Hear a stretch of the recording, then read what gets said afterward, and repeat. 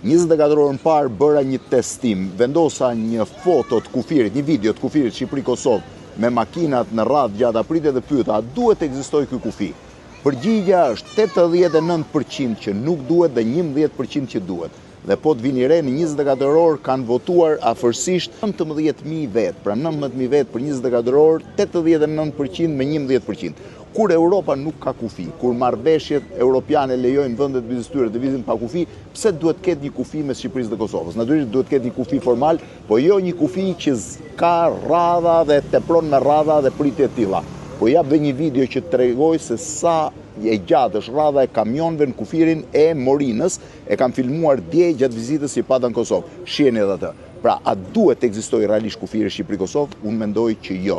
Duhet gjetur një marrëveshje që të ekzistojë formalisht, po jo faktikisht.